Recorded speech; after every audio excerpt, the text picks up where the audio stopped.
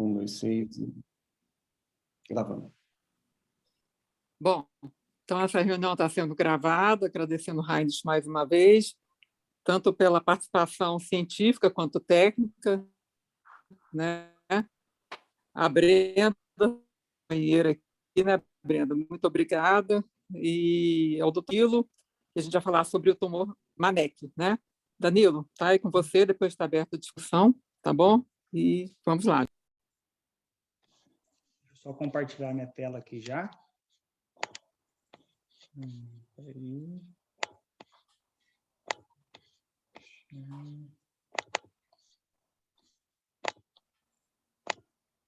Todo mundo consegue enxergar? Dá sim. Sim. Ótimo. Perfeito, então, gente, primeiramente, muito boa noite, né?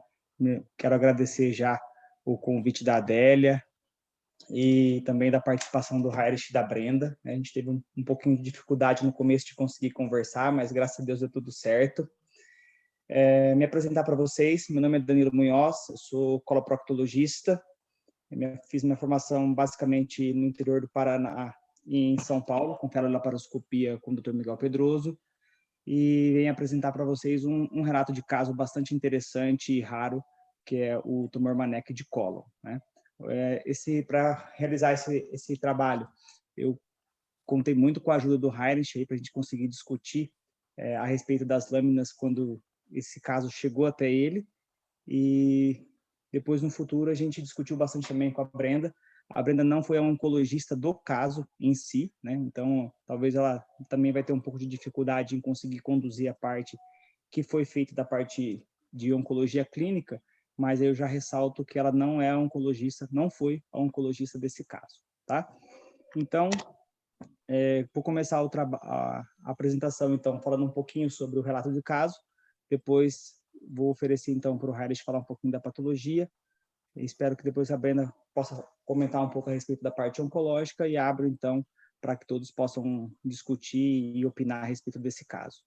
É um caso bastante interessante porque ele envolve não só uma patologia rara, mas também uma paciente já idosa, um momento de pandemia. Então, ele envolve muito mais do que apenas a medicina, né? Ele envolve muito mais também empatia, muito mais autonomia e respeito ao paciente. Tudo começa, então, com essa paciente feminina de 88 anos, sem alergias, mas que era hipertensa, dislipidêmica e tinha uma doença arterial obstrutiva periférica, de cirurgias prévias, apenas apendicectomia, colecistectomia e uma hérnia de hiato feita há muito tempo atrás, e que tinha como história na família uma irmã com linfoma diagnosticado em 2015 e uma prima com neoplasia de mama. Essa paciente, então, deu entrada em fevereiro de 2020 na semi-UTI do Hospital Santa Lúcia, né, por um quadro de dor abdominal. Foi feita uma tomografia inicial, né, e essa tomografia, então, mostrava uma área de espessamento circunferencial envolvendo um pequeno segmento cólico no ângulo hepático suspeito de neoplasia e solicitou, então, prosseguir a investigação. Nesse momento, então, a geriatria acionou o parecer da coloproctologia, que foi respondido por um colega, e solicitou, então, risco cardiológico e depois endoscopia e colono. A endoscopia foi feita no dia seguinte, né, onde mostrou o retorno da hérnia de hiato e uma gastrite leve de corpo e antro. Foram feitas biópsias e essas biópsias mostraram, então, um edema, vasocongestão e uma pesquisa de H. pylori negativa. Nesse mesmo dia, foi feita a colonoscopia, também por um outro colega.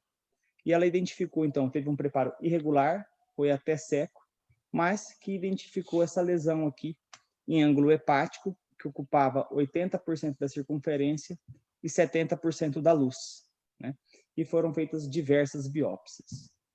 Nesse momento, então, solicitaram no dia seguinte um novo parecer, e aí, então, eu entro na história. Conversei com a paciente tinha um CEA de 3,8, ela era acompanhada por duas irmãs, que tratavam ela como filha, né? E eu conversei muito com a paciente e ela já vinha com sintomas suboclusivos. E por conta, então, das alterações nos exames de imagem, mais endoscopia, a gente combinou que a gente ia operar a paciente nessa mesma internação.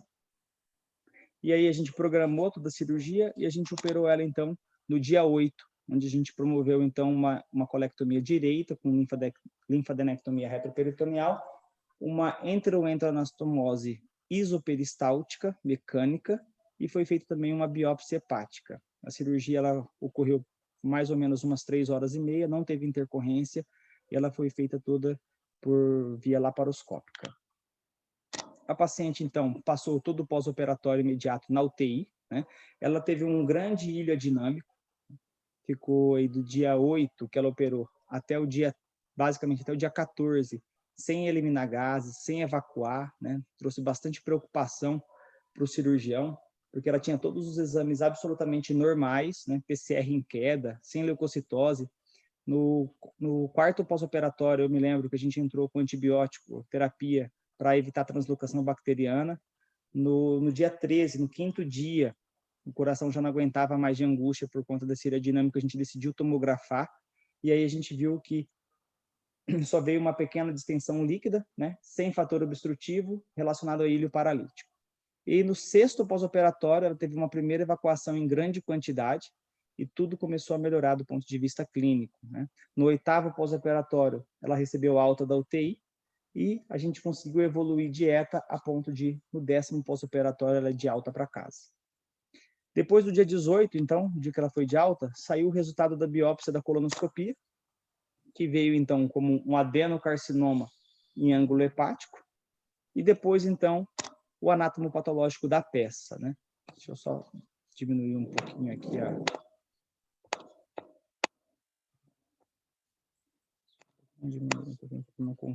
Pronto.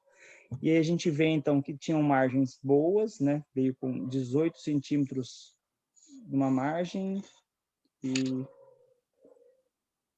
e 6 centímetros na outra, né? Conseguiram encontrar 14 linfonodos e foi laudado, então... Opa!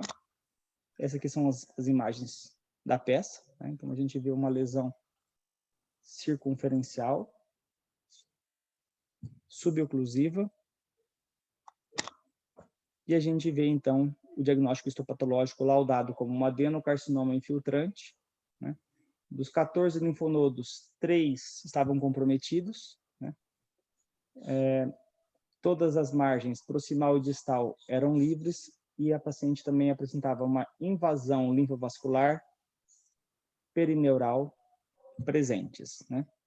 E um tumor com score intermediário, ou seja, então, um T4B N1B, porque a neoplasia invadia por contiguidade a cápsula do fragmento hepático. Ela já tinha uma colecistectomia prévia, então o tumor ele já aderiu fortemente à cápsula hepática, a gente teve que fazer uma hepatectomia parcial para conseguir ressecá-la.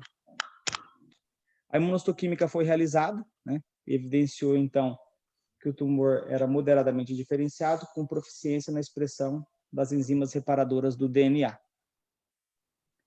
E a paciente, então, iniciou-se o período da pandemia, foi até a oncologia clínica, e a opção entre a oncologista mais a família, né, uma vez que a paciente tinha hipertensão, dislipidemia, doença arterial periférica e 88 anos, a decisão foi de realizar nenhuma terapia adjuvância, foi apenas de promover, então, um cuidado paliativo para a paciente, então só diminuir, sem fazer adjuvância, só melhorar a qualidade de vida dela.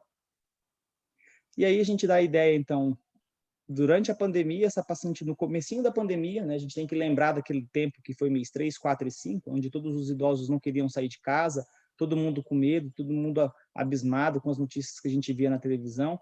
Eu consegui um contato com ela apenas por telefone. Como ela ficou bastante tempo internada com a gente, eu consegui tirar todos os pontos da laparoscopia ainda na internação, e eu confesso que eu tive bastante dificuldade até de conversar com ela. Chegou até uma vez que eu fui até debaixo da marquise do prédio para vê-la, porque ela não queria nem sair de casa. E aí ela começou a acompanhar nesse intervalo, então, com a oncologia clínica. No mês 5 foram os primeiros exames que ela fez, com uma tomografia de tórax, que não veio nenhuma alteração, né?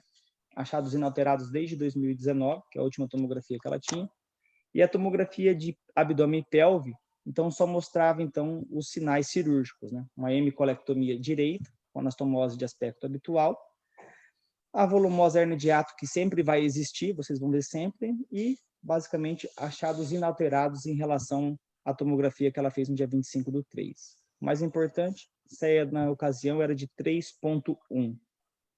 Seguimos durante a pandemia. No mês 6, então, a paciente perde uma irmã por Covid, né? O seu medo aumenta ainda mais e ela entra numa depressão bastante importante, necessitando de fazer consultas com o psiquiatra via telemedicina. Em julho, toda a casa onde ela mora, ela e mais as duas irmãs, todos adquiriram Covid. Eles acreditavam que uma funcionária que ia trabalhar com eles, infelizmente, trouxe o vírus para dentro, porque eles estavam tomando bastante cuidado, todos os três, mas infelizmente a paciente adquiriu Covid, chegou a fazer essa tomografia logo no início, que veio até sem sinais de alteração pulmonar, mas o fato é que ela evoluiu de uma maneira muito ruim, quase precisou internar, mas graças a Deus ficou tudo bem. Passou todo o mês de julho se recuperando do Covid, e no mês de agosto, então, foi a primeira vez que eu consegui vê-la no consultório. Depois de ela ter pego o Covid, eu consegui muito pedir para que todos as irmãs trouxessem ela para a gente dar uma olhadinha, e ela já chegou já com esse exame feito, onde eu vi, então, um aumento do CEA, de 3,1 para 9,7. E aí, na hora, já pedi novas tomografias de tórax, abdômen e pelve, e liguei, então, para a oncologista.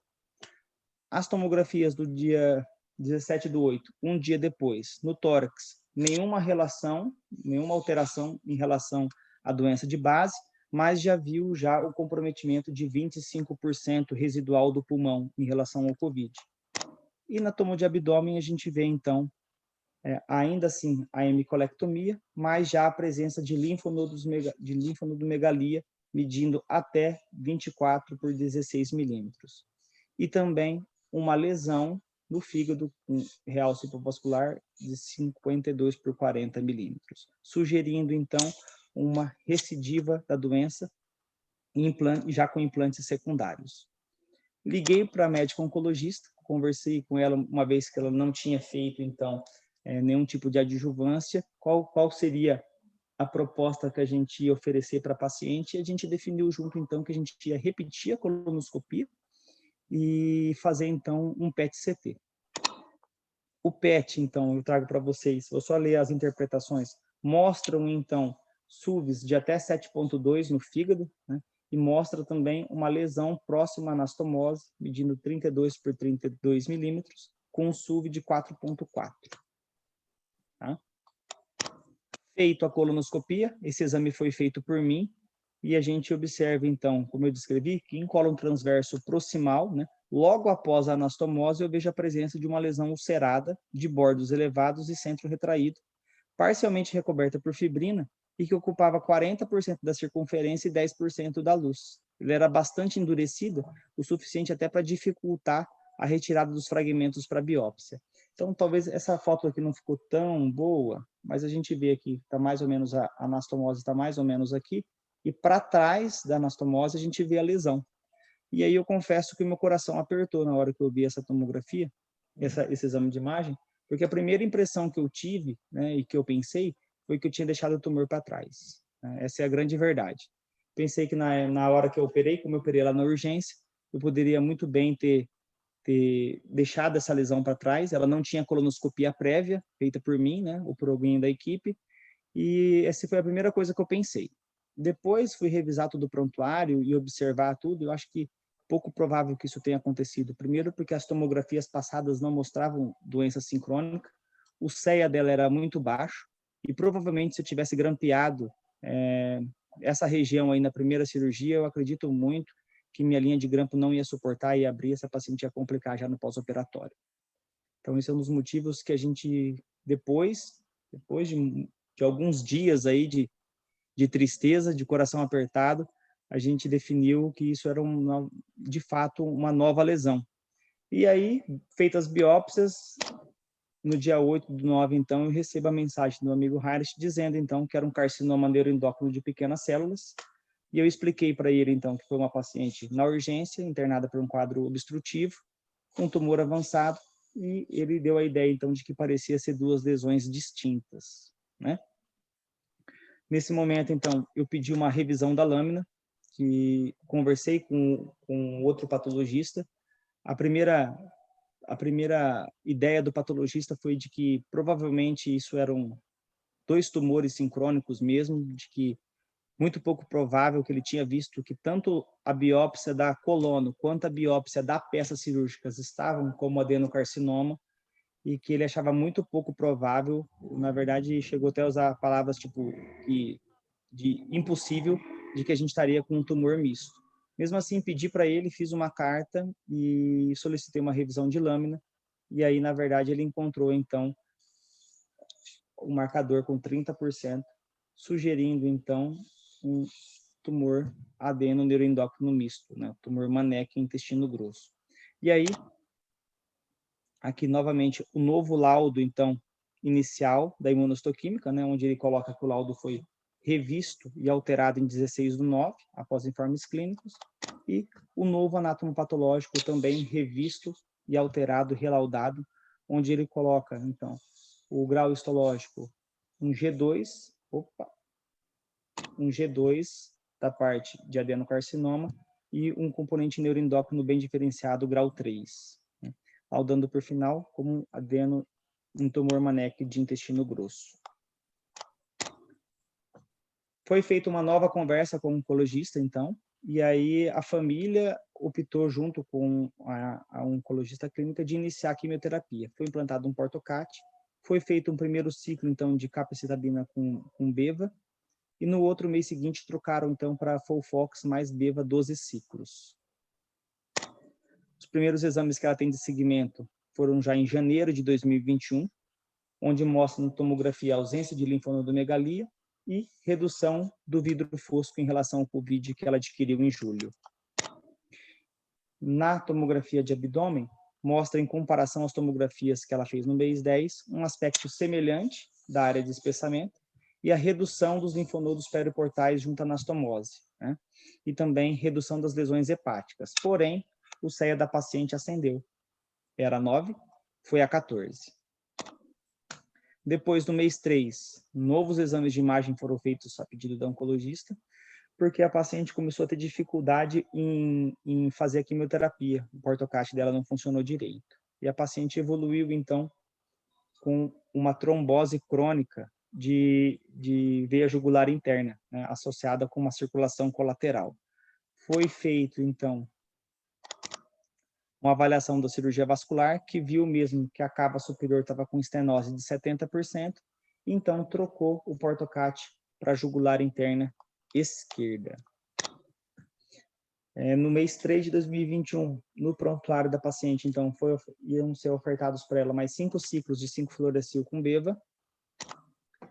O segmento dela das últimas tomografias do mês 6 de 2021 mostram que a tomografia de tórax encontrava-se inalterada e que a tomografia de abdômen, então, mostrava que a doença estava em progressão, né, quando comparada aos últimos exames, mostrando múltiplas nodulações hepáticas, né, e o aumento das dimensões da lesão junto ao leito da vesícula biliar. E o CEA, então, cada vez maior. Essa foi a última prescrição vista pela oncologia clínica, onde ela liberou, então, ramucirumab com irinotecan com redução de 20% sem bolos de 5-FU. E depois que a paciente fez essa última dose de quimioterapia, agora, no dia 8 de julho, ela internou, né, lá novamente na CMUTI do Hospital Santa Lúcia, por diarreia, desidratação e uma toxicidade relacionada à quimioterapia, né? Ela também estava com uma hiponatremia, um sódio de 125 e um grave grau de confusão mental. E no dia 9, então, foi bem o dia que eu mandei uma mensagem para ela perguntando como ela estava. Mandei uma mensagem para a filha, para a irmã, desculpa, perguntando como estava a paciente. E a paciente a filha me mandou mensagem dizendo que ela estava muito ruim, que ela estava olhando para o monitor e que em minutos a paciente iria falecer, porque já tinham decretado já os cuidados paliativos e apenas o conforto da paciente. E a paciente, então, faleceu dia 9/7, né, evoluindo com PCR em assistolia.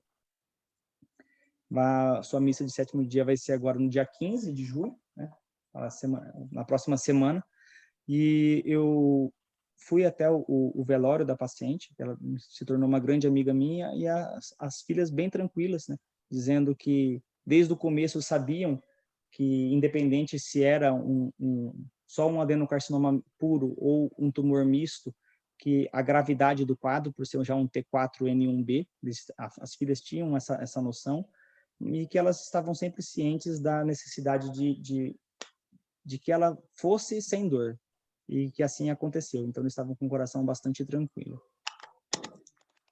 Eu acho que eu termino o caso aqui. Eu acho que o Heinrich quer conversar um pouquinho agora sobre as lâminas.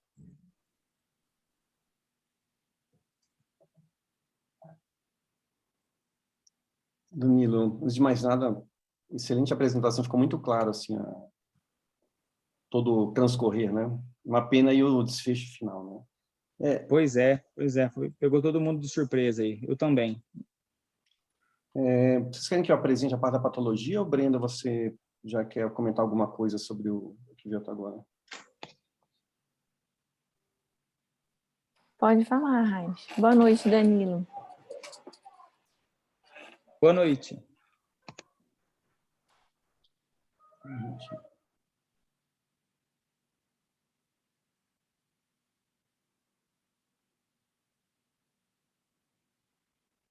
Ok. Bom, então, eu recebi o material enviado pelo Danilo questionando adenocarcinoma. Foram feitas várias amostras, né? Essa aqui é uma das amostras que apresenta a mucosa colônica não neoplásica com um foco muito pequeno de agregado de células atípicas aqui na porção basal da mucosa. Mas não existe um padrão de crescimento com estruturas glandulares como seria esperado em adenocarcinoma, né? Isso aqui são outras amostras, grande parte do tecido era tecido necrótico, mas o que realmente chamava atenção, que poderia ser algo diferente, foram fragmentos como esse aqui, onde é possível identificar que, em meio ao tecido necrótico, existe uma área com estroma viável, com infiltrado por agregados celulares, né? Novamente, sem formar uma estrutura glandular distinta. E quando a gente olha com mais cuidado, com uma aproximação um pouco maior, esse infiltrado celular, ele é composto por células pequenas e que apresentam uma atipia nuclear bem marcante, né? E uma elevada relação núcleo-citoplasma. Então, o citoplasma ele é eosinofílico escasso, núcleo é relativamente volumoso, irregular e hipercromático. Esse padrão de crescimento aqui ele lembra muito carcinoma de células carcinoma neuroendócrino de pequenas células. Lembrando que o adenocarcinoma no intestino, por exemplo, ele pode ter um padrão de crescimento medular, mas o aspecto da célula é diferente, né? No adenocarcinoma medular, que seria um padrão sólido, sem formação de estruturas tubulares, a relação núcleo-citoplasma não é tão elevada, o núcleo não é tão hipercromático, costuma ter uma cromatina mais vesiculada. Isso aqui chamava atenção mesmo que poderia ser algo diferente. Então, vendo essas lâminas, né, entrei em contato com o Danilo, que me demonstrou uma mensagem, e nós mandamos o material para avaliação imunistoquímica. Então, foi liberado um laudo preliminar, como neoplasia maligna pouco diferenciada invadindo o cólon transverso. A descrição, né? Tecido maligno apresenta crescimento invasivo de placas sólidas, agregados celulares e células isoladas, compostos por células pequenas, com elevada relação com o citoplasma e perda da polarização nuclear. Tá? Células malignas apresentam citoplasma escasso, núcleo irregular, hipercromático, ou com cromatina granular. E o escroma aparece amplo com reação desmoplástica sem inflamação significante. Tá? É uma ampla área de necrose. Ponto importante é que, quando nós falamos em neoplasias neuroendócrinas, isso envolve dois grandes grupos de neoplasias. Os tumores neuroendócrinos, que são neoplasias bem diferenciadas, e os carcinomas neuroendócrinos, que são neoplasias pouco diferenciadas. As evidências recentes da literatura mostram que, apesar delas compartilharem a expressão de grânulos neuroendócrinos, tá? Por isso que recebe o mesmo nome de neoplasia neuroendócrina, são doenças distintas. Tá? Então, tem uma série de evidências na literatura que, tanto do ponto de vista comportamental, como do ponto de vista molecular, o padrão de mutações dessas doenças são diferentes. Então, a gente tem que ter muito cuidado ao avaliar essa doença e não misturar tudo como achar que um carcinoma de pequenas células teriam características parecidas com um tumor neuroendócrino, que a gente vê de modo muito mais comum no estômago. Tá? No estômago, o tumor neuroendócrino bem diferenciado teria aquele crescimento organóide, forma agregados celulares, trabéculas, aspecto como rosetas, né? Com uma cromatina granular. Aqui não teria isso, né? Aqui teria esse padrão realmente sem organização específica. Tá? Bom, então, com base nesses achados histológicos, comentei com o Danilo, então, que esses achados são consistentes com neoplasia maligna de alto grau, suspeito inicialmente de carcinoma neuroendócrino de pequenas células. Tá? E recomendei a avaliação, então, com imunistoquímica definir a natureza da lesão. Tá? Se eu não me engano, eu não tinha informação, à época, dessa história prévia da cirurgia. Eu não sabia que se tratava de um paciente com diagnóstico prévio operado. Eu achava que era o contato inicial do paciente. Tá? Bom, então, esse processo diagnóstico, ele envolve, primeiro, identificar pela histologia que existe um tecido neoplásico. Tá? Segundo, com a suspeita de tumor neuroendócrino, que seja uma neoplasia neuroendócrina, confirmar a diferenciação neuroendócrina por imunistoquímica, avaliando, usando principalmente, existem vários marcadores para diferenciação neuroendócrina, mas os principais seriam cromogranina e sinaptofisina. E, além de formar o diagnóstico de neoplasia neuroendócrina, também é importante a graduação baseada na proliferação celular. Então, essa graduação aqui, ela é algo bem fino, bem sutil, porque esse paciente, o diagnóstico inicial dele foi revisto, né? À luz de novas informações, foi revisto, viu que não era só um adenocarcinoma, mas era um adenocarcinoma misto, composto. Tá? Só que essa graduação, baseada em proliferação celular, onde se divide grau 1, 2 e 3, ela é aplicada, a princípio, para o tumor neuroendócrino bem diferenciado. Tá? Então, quanto maior a atividade mitótica, aí vai aumentando a graduação. Acima de 20% seria, então, um tumor bem diferenciado do grau 3. No caso do carcinoma neuroendócrino, não se aplica essa graduação. Por quê? Porque todos eles são de alto grau. Tá? Então, muito cuidado com isso, porque se a gente coloca lá carcinoma neuroendócrino grau 3, então, alguém pode pensar, então tem um grau 2, tem um grau 1, ou vamos colocar grau 4. Tá? Então, esse grau 3, ele é aplicado para o bem diferenciado do tumor neuroendócrino, não para o carcinoma neuroendócrino. Só que, apesar de não se aplicar o termo grau tanto, né, a característica do carcinoma neuroendócrino é que todos eles têm uma atividade proliferativa elevada. Tá? Então, o tumor neuroendócrino, ele pode ter uma atividade proliferativa quase que nenhuma, e descobriu-se recentemente que alguns tumores têm uma atividade proliferativa mais elevada. Tá? Agora, os carcinomas neuroendócrinos, todos eles têm uma atividade proliferativa elevada. Tá? Quanto maior a atividade proliferativa, pior o prognóstico.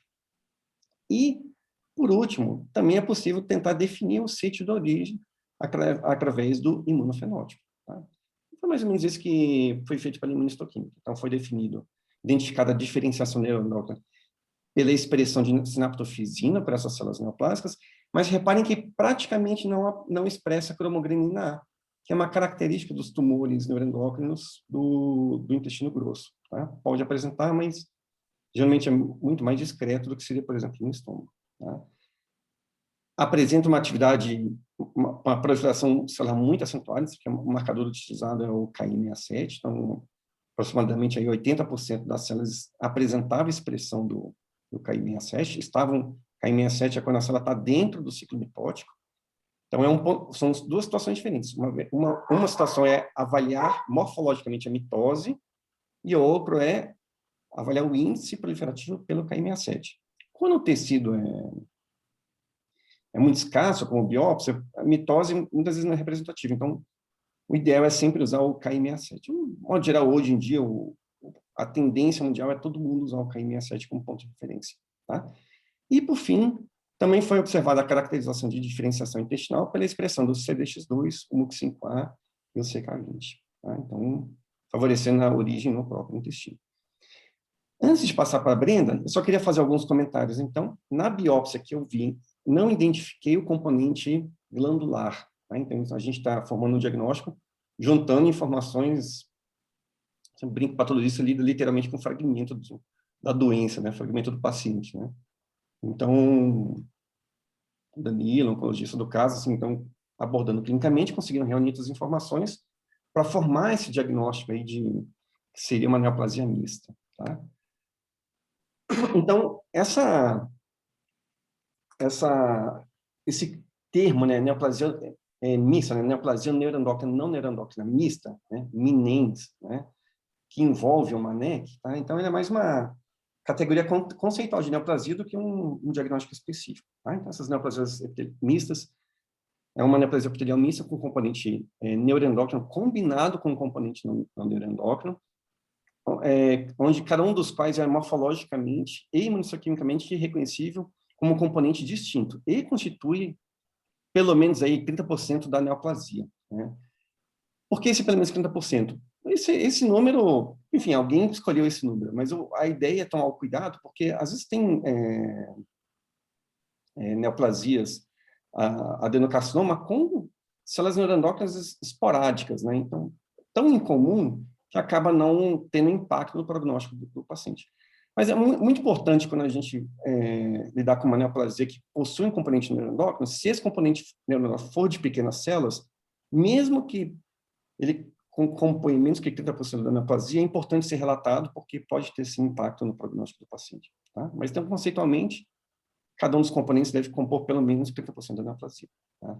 Antigamente, essas neoplasias eram classificadas como MANEC, né, que é carcinoma adenoneuroendócrino misto, tá? Só que no tubo digestivo tem epitélio escamoso, né? Então não é só adenocarcinoma que pode estar composto com carcinoma neuroendócrino. Então, por conta disso, eu propus esse termo novo, MNEMS, tá? Mas se for, como aqui nesse caso, né, composto com adenocarcinoma, então pode-se usar o termo MANEC, sem problema. Tá? Outro ponto importante que os MNEMS do trato digestivo, em geral, ambos os componentes são carcinomas, tá? Então é carcinoma neuroendócrino composto, misto com carcinoma não neuroendócrino. Tá? Então, portanto, o componente neuroendócrino geralmente é pouco diferenciado, né? Então, o componente seria o de carcinoma misto com carcinoma neuroendócrino de grandes células ou pequenas células. Tá? Agora, raramente, o componente neuroendócrino nem pode ser, sim, bem diferenciado, tá? Como foi proposto na revisão lá do primeiro laudo. Eu não vi essas lâminas originais, tá? Então, eu não vou ter nenhum comentário sobre o que era aquilo, porque eu não cheguei a ver aquelas lâminas originais, tá? Mas na biópsia que eu recebi, o aspecto era de carcinoma neuroendócrino de pequenas células. Tá? Bom, ponto importante, né, quando a gente lida com tumor misto, é que a ideia é que essas duas linhas celulares tenham uma origem comum, tá? Elas têm origem em uma mesma célula que se dividiu e formou duas linhas distintas. Tá? Então, a gente tem que tomar cuidado para diferenciar outras situações onde pode ter essa impressão de tumor misto. Então, não se usa o termo MNEM, MANEC, por exemplo, naqueles pacientes que fizeram neoadvância. Por quê? Porque como eu comentei anteriormente, existem adenocarcinomas que possuem células neuroendócrinas esporádicas, tá? Mas são tão incomuns que não têm impacto no prognóstico do paciente. Só que uma vez que é feito a neoadvância, ocorre uma seleção daquelas células neuroendócrinas. Então, a quimioterapia mata as células glandulares, selecionando a neuroendócrina. E aí, avaliando a biópsia, de modo subsequente, então, o patologista pode ter uma impressão de ser misto. Tá? Então, é muito importante essa informação clínica. Tá? E outro ponto seria a colisão de tumores. Né? Você tem um paciente dá um azar danado lá que tem dois tumores, um adenocarcinoma e um carcinoma neuroendócrino que colidem. Tá? Então, fisicamente, eles estão próximos, mas têm uma origem distinta. Tá? Então, isso aqui também não seria um MNEM. Tá? Então, isso é basicamente repetindo o que é apresentado anteriormente, que é só um artigo mostrando, né, esse processo de seleção que ocorre após a neoadjuvância, novamente, né, eu não tinha essa informação, então eu acabei pegando esse artigo aqui, tá? E, por fim, isso aqui eu acho que a Brenda pode falar com mais propriedade depois, então, se for o caso, eu volto ao artigo, mas apenas mostrando, então, que o prognóstico do neném com componente neuroendócrino depende do estágio e do índice de proliferação do KM67 do componente carcinoma neuroendócrino, tá? Então, o tempo de sobrevida global e mediano de pacientes com MANEC coloretal e MANEC de todos os locais digestivos foram 12,2 e 13,2 meses, respectivamente, tá? Então, um prognóstico bem reservado mesmo, tá? Que foi exatamente o que nós observamos nesse caso, tá?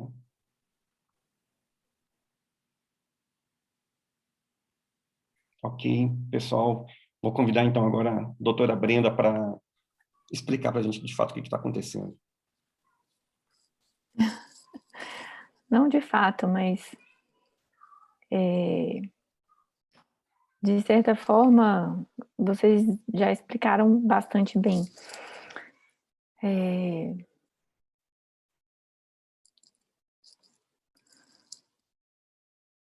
Então, esses tumores neuroendócrinos já são raros, né? Os carcinomas neuroendócrinos, graças a Deus, são mais raros ainda. E eu falo graças a Deus porque são doenças geralmente de um comportamento muito grave, e um carcinoma neuroendócrino do trato digestivo metastático, se sem tratamento nenhum, a gente tem estudos retrospectivos mostrando que pacientes desses que não ganharam nenhum tratamento num cenário de doença metastática têm uma sobrevida mediana de 1 mês. Então, é algo bastante agressivo realmente. Os tumores mistos são mais raros ainda. Então, a gente tem uma descrição de uma base de dados europeia de tumores mistos, que em 2008 se estimavam apenas 96 pessoas vivas com esse diagnóstico no continente europeu. Que significa que, além de ser uma doença muito rara, é uma doença agressiva, quer dizer, os pacientes falecem com uma certa rapidez. Claro que de 2008 para cá, eu vejo que nos congressos da Sociedade Europeia vem cada vez se falando mais desses tumores neuroendócrinos mistos, que eu, quando conheci na época de residente, também conheci como MANEC, mas em 2017, quando a Organização Mundial de Saúde revisou as classificações de neuroendócrino de pâncreas, eles introduziram essa nomenclatura mais abrangente, que foi esses MINEM. Então, por quê? Porque é o que a Hanish explicou, para comportar situações em que os componentes têm graus diferentes, que não carcinoma neuroendócrino, ou que não o adenocarcinoma, por exemplo. Pode ter um componente sarcomatoide que a sigla MANEC não comportava. Essa classificação, como o Hanish falou, é arbitrária, então eu acho que se a gente tiver um paciente com 20% de componente neuroendócrino num adenocarcinoma de cólon, é interessante que o patologista reporte isso. O Hanish geralmente descreve todos os componentes do tumor, porque é muito agressivo. E os carcinomas neuroendócrinos de cólon e reto são extremamente agressivos pela localização dessa doença. Então, quando a gente vê um tumor misto, adenocarcinoma com neuroendócrino, na maioria das vezes o comportamento é agressivo, como o Danilo mostrou muito bem no caso dessa senhora.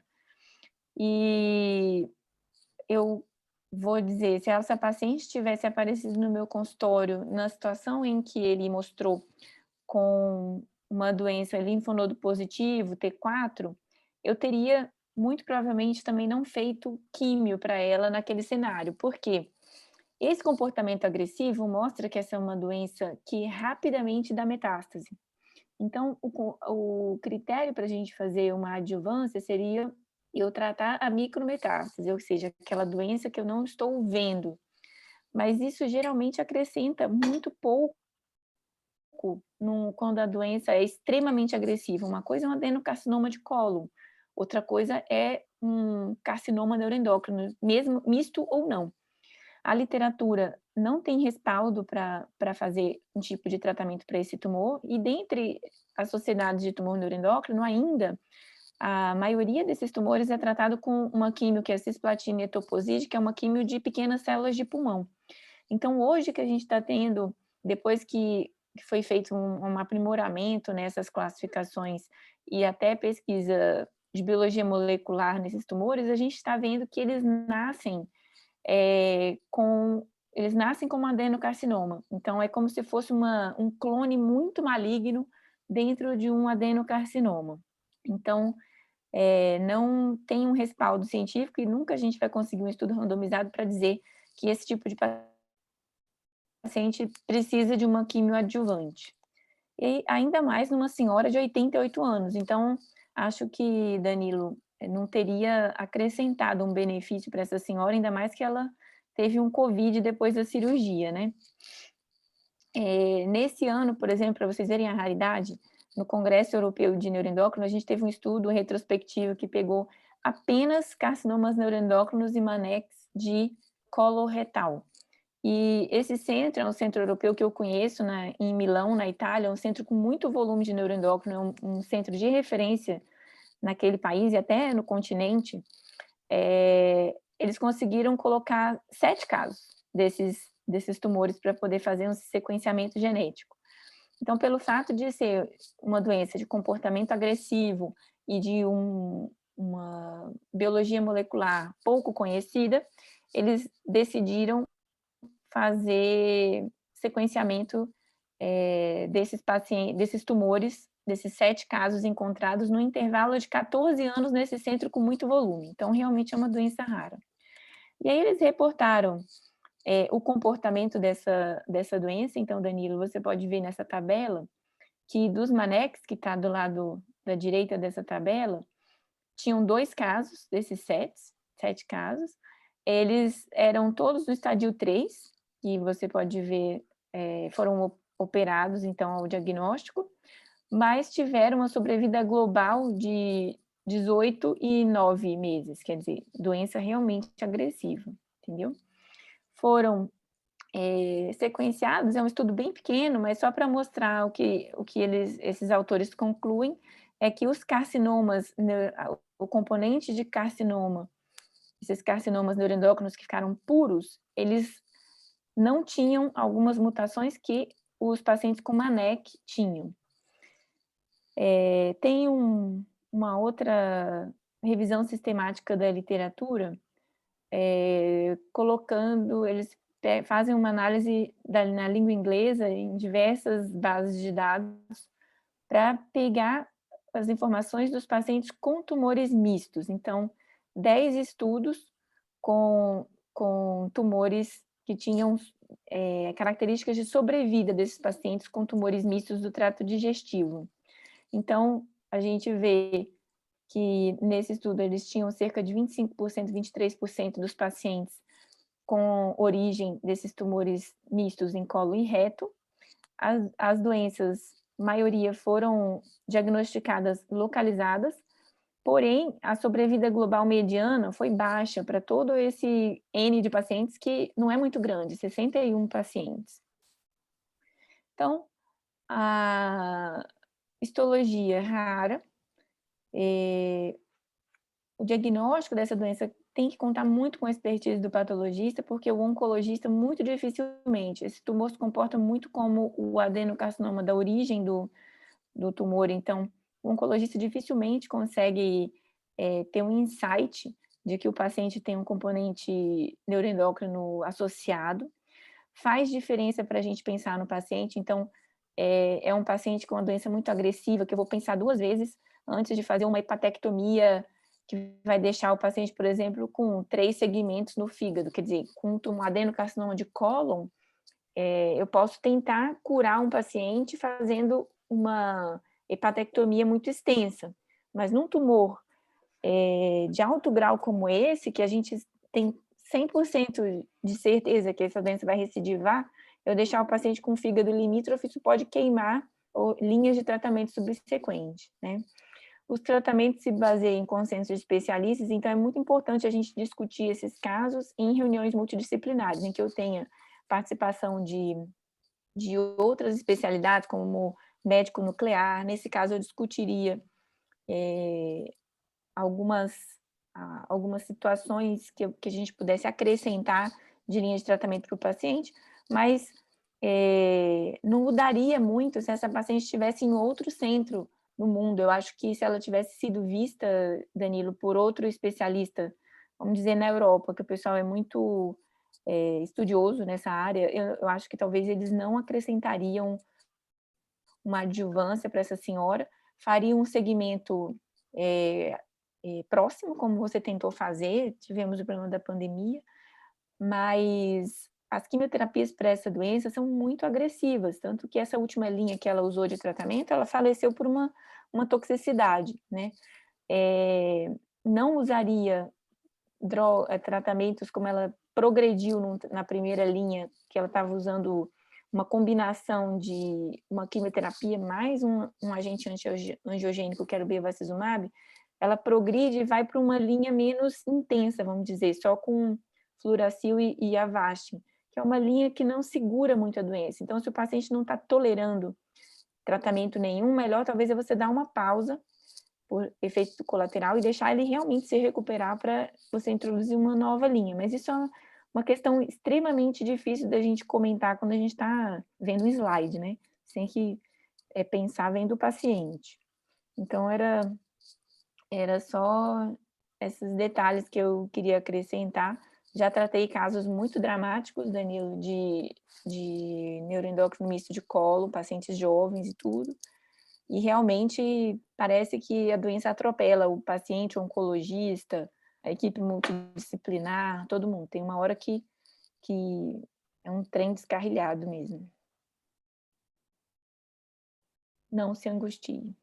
É um trator mesmo, né? Em 3 meses a gente viu uma progressão de doença e um CEA que não subiu de maneira adequada, né?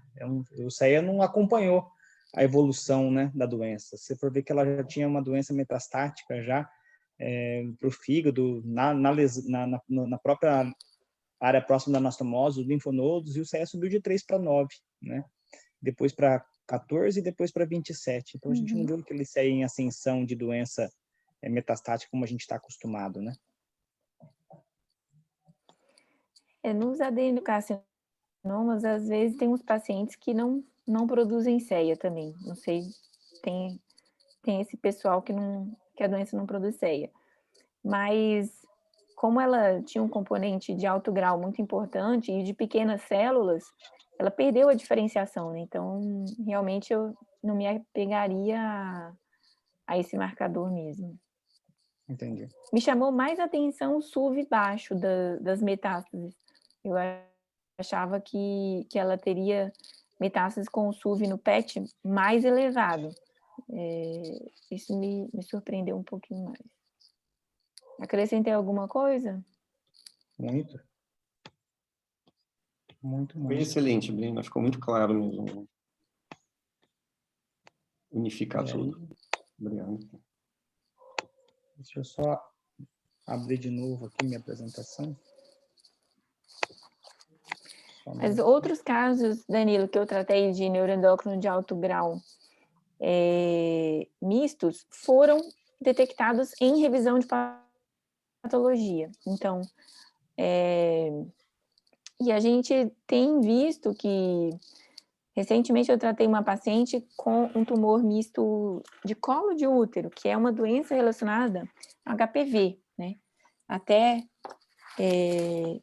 discuti esse caso com o Harish uma vez, eu participei de um evento de neuroendócrino com o caso dessa paciente, uma paciente bem jovem.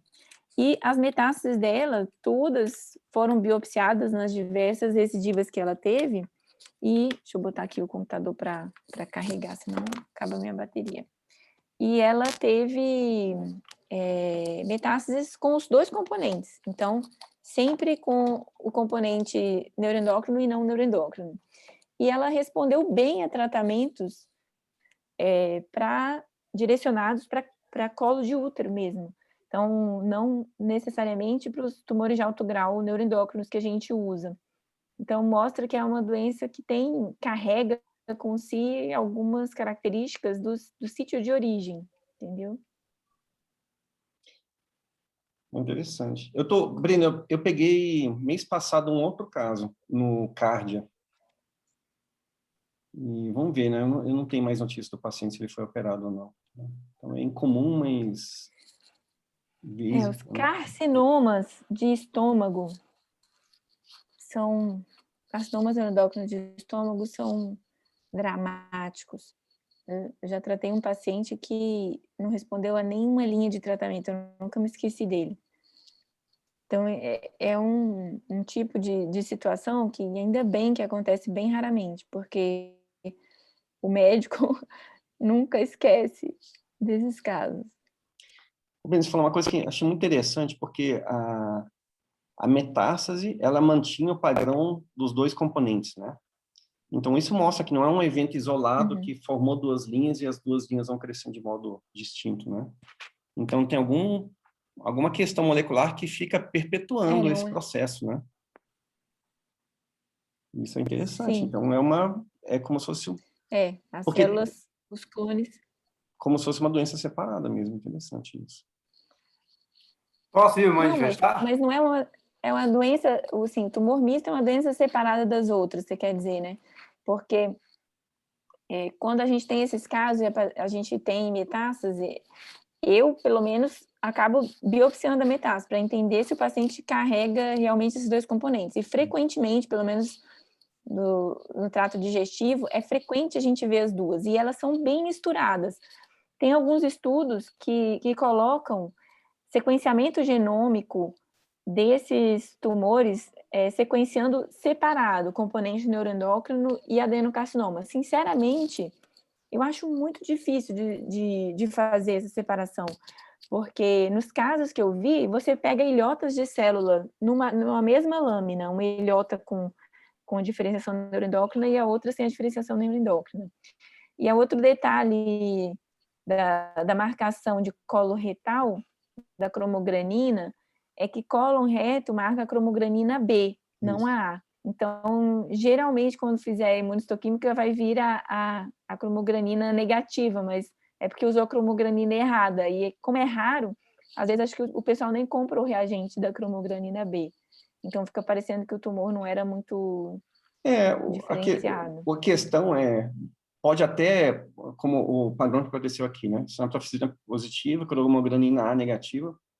O problema não é esse, o problema é a pessoa interpretar errado, porque eu recebi o laudo e quem fez o laudo da imunistoquímica, que não foi aqui em Brasília, foi em outra cidade, né? Colocou que, nesse caso, a sinaptofisina é inespecífica, porque a cromogranina A foi negativa, entendeu? Então, a questão Exato, mas é porque você saber lidar com a ferramenta assim, que esse tem, patologia... Exato. Doutor Machado queria fazer outra coisa interessante é que você falou que quando o Danilo biopsiou a recidiva no cólon, só tinha componente de pequenas células. E me deu a sensação que esse componente estava submucoso, ou na base dessas glândulas, porque você tem um componente glandular que estava visível ali. Brenda, foram dois contextos ali. A maior parte do tecido, eu acho que era necrótico aqui, na verdade, sabe? Mas, enfim, o que tinha de tecido viável tinha aquela parte que era só estroma, fibrose, com placas de células neoplásicas invadindo, né? Que não tinha mais mucosa, isso aí devia ser do leito da úlcera. E tinha um fragmento de mucosa com um agregado de células realmente na base da úlcera. Mas isso aí deve ser o quê? Deve ser a mucosa recobrindo a massa tumoral e o tumor crescendo por baixo da mucosa, né? Isso que eu até fiquei olhando, será que tem um componente intraepitelial aqui? Mas não consegui definir isso. Mas aí seria parecia ser abaixo da mucosa mesmo, porque explica essa recidiva tão próxima da anastomose, né, Danilo?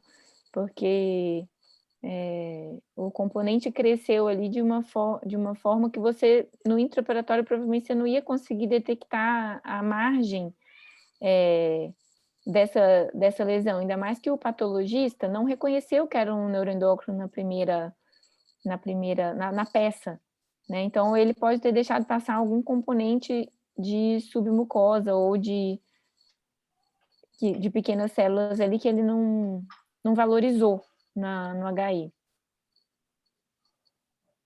Doutor Machado. Eu peço desculpa pela alguma impertinência que eu ia falar, mas eu não pude me conter. Eu bendigo o momento que eu decidi entrar nessa reunião. O doutor Danilo, no início, ele falou que era um caso que parece que extrapolava um pouquinho aos meandros das 4 linhas da medicina. E, realmente, a maneira como o procedimento, a maneira de condução, doutor Danilo, nos faz cada vez mais nos conscientizarmos de que o melhor remédio para qualquer doença ainda é o médico. E o seu envolvimento, no caso, tanto do ponto de vista científico, do ponto de vista de medicina, quanto do ponto de vista emocional, foi uma coisa emocionante. Vindo aqui, que você chegou até aí ao bloco da paciente para saber contar, que você participou, que você se envolveu, que você teve o coração apertado achando que tinha deixado passar alguma lesão, coisa que não deixou. Então, foi uma coisa muito bonita de ver. Essa noite é uma noite fantástica para mim de ter ouvido esse relato. Quanto à parte aí do Reich e da Brenda, eu não tenho nenhuma condição de opinar, porque é o concurso, não há nenhum reparo, só é elogio e felicidade de ter participado disso.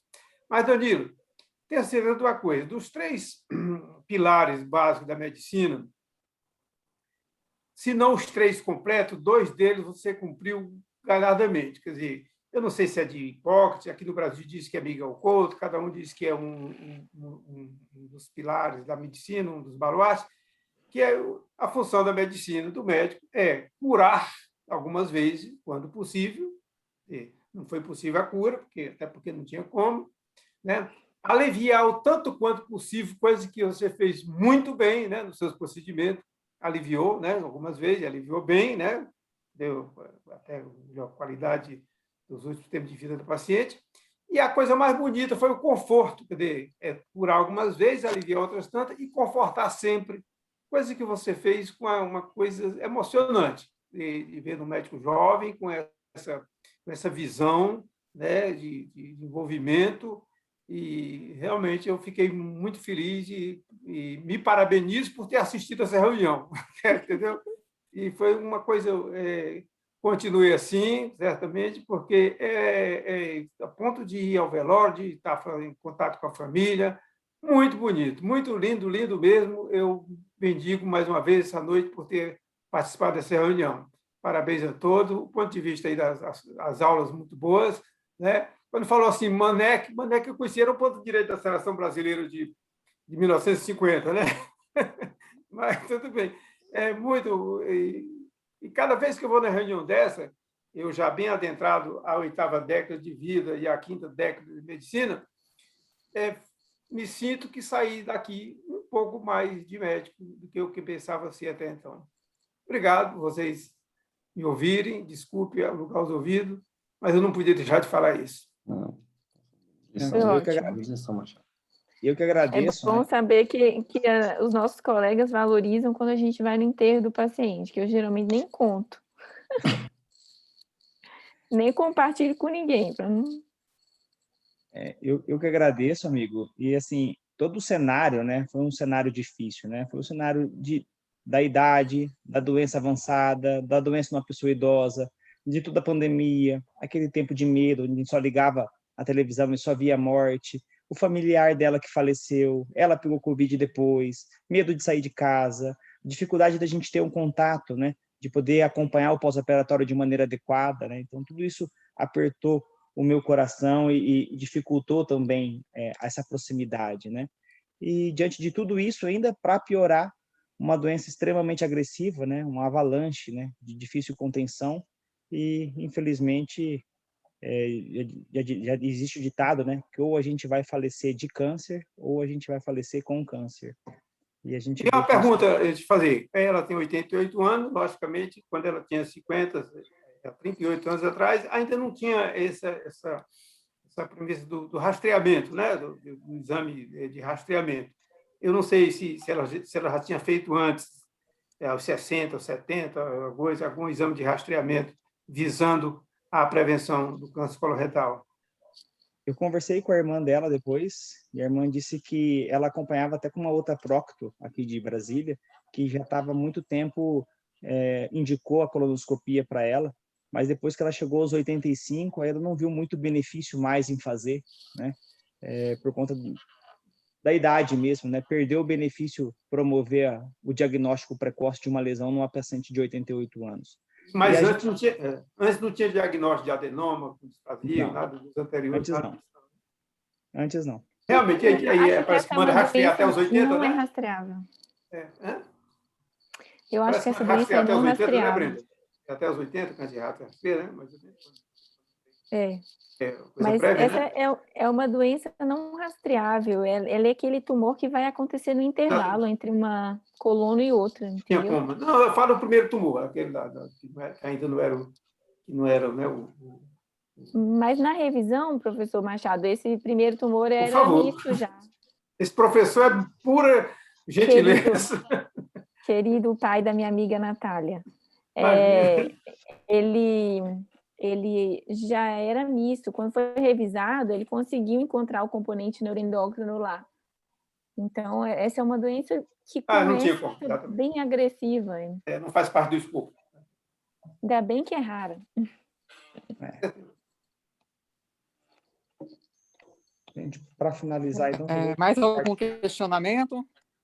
Só vou compartilhar a tela aqui mais uma vez, então.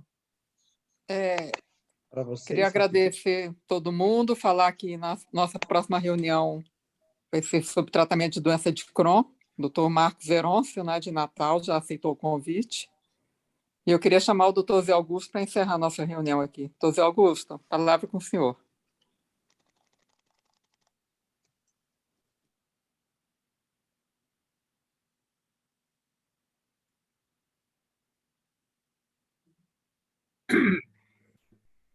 Alô? Doutor Zé Augusto. Está me vendo aí? Estão me vendo?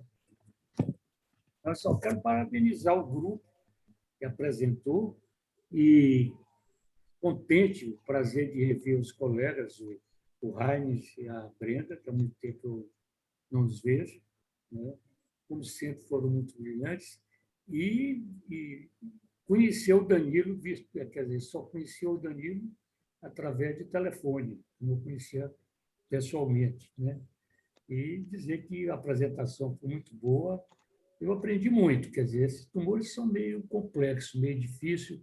Eu acho que nunca peguei nenhum de tumor neuroendócrino de intestino, mais de estômago, eu já vi, certo? Mas são tumores realmente de prognóstico muito ruim, certo? E aprendi muito com a reunião, como sempre. Certo? Obrigado pela apresentação e pela aula que vocês deram. Obrigado, doutor Augusto. Boa noite, né? Obrigada, doutor Augusto. Boa noite. A imagem você está me vendo, Rai? Não, dá para ver sim, doutor Augusto. Satisfação ver o senhor, viu? Saudades do senhor, doutor Augusto. Essa pandemia, rapaz, me envelheceu, viu? É difícil. Não deu para perceber, não. Dá sim, Brenda. Eu queria ver o Zé. Hein? Tá. Um abração para vocês, viu? Muito obrigado. Agora vem, Zé. Ô, Zé. Oi. Tchau. Querido Zé. Ai.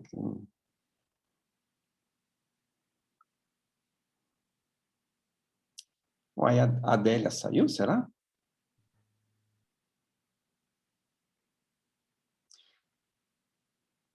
Olha, eu acho que a Adélia saiu, então eu vou interromper a reunião, tá bom, pessoal? Porque eu estou gravando aqui. Eu agradeço a todos a participação. Danilo, muito bem-vindo, participe sempre. Doutor Machado, obrigado aí pelo relato emocionante, doutor Zé Augusto, por todos que participaram. Brenda, maravilhosa como sempre.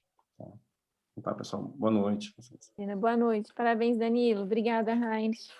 Boa noite, gente. Muito obrigado a todos. Obrigado, Brenda. Obrigado, Heinz.